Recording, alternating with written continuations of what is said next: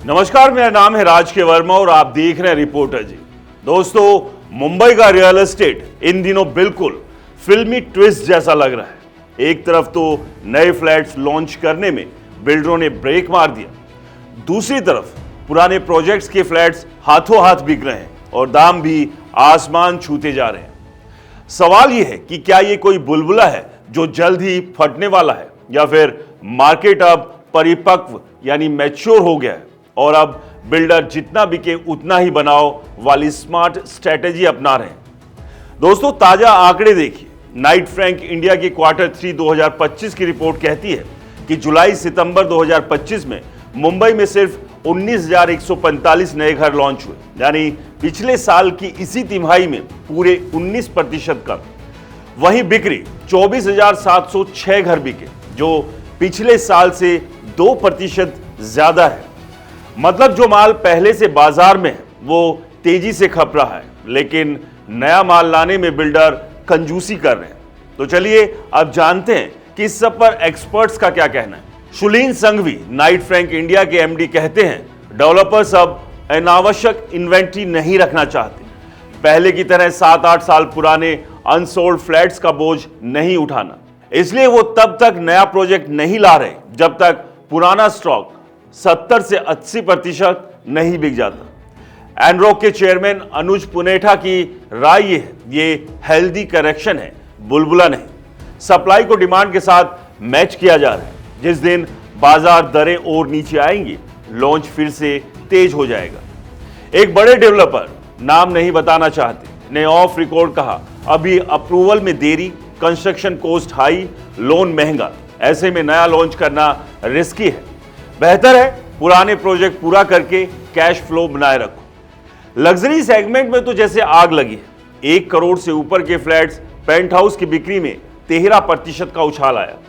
Worli, Bandra, lower Parel, world में तो लोग लाइन लगाकर खड़े हैं। औसत कीमतें भी 7% सालाना बढ़ोतरी हुई है। इसका मतलब साफ है, जिनके पास पैसा है वो अभी भी खरीद रहे हैं, और वो भी बिना ज्यादा मोल भाव किए।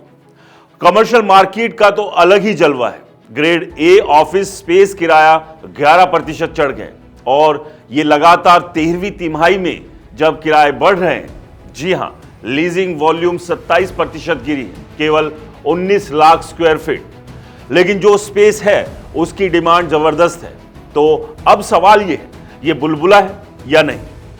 अभी के सभी संकेत ये कहते हैं कि मुंबई का मार्केट ओवरहीट तो है, लेकिन क्रैश होने की स्थिति में नहीं। कारण अनसोल्ड इन्वेंट्री अपने सबसे निचले स्तर पर है, करीब 9 से 10 महीने की बिक्री जितनी। बिक्री की स्थिति या थोड़ी बढ़ रही है। लग्जरी और प्रीमियम सेगमेंट में डिमांड बरकरार है। बिल्डर सप्लाई को कंट्रोल करके कीमतें ऊपर बनाए हुए हैं। संक्षेप में कहें तो अभी बुलबुला फूटने का डर नहीं, बल्कि ये कंट्रोल ग्रोथ फेज है। बिल्डर समझदार हो गए, पहले जैसे पागलों की तरह लॉन्च नहीं कर रहे। अगर ब्याज दरें 2026 में और 50 से 75 बेसिक पॉइंट गिरती है, जैसा कि ज्यादातर अर्थशास्त्री उम्मीद कर रहे हैं, तो नए लॉन्च फिर से तेज हो सकते हैं।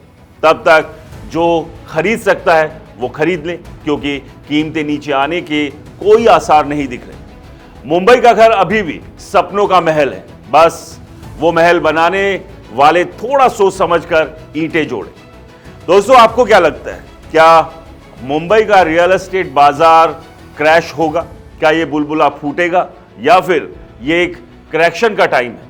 हमें कमेंट सेक्शन में जरूर बताएं। और हाँ, वीडियो पसंद आया हो तो इसे ज़्यादा से ज़्यादा शेयर करें, लाइक करें, और हमारे चैनल को सब्सक्राइब और फॉलो करना ना भूलें, क्योंकि रियल एस्टेट की रियल स्टोरीज आपको सिर्फ रिपोर्टर जी पर ही मिलेगी।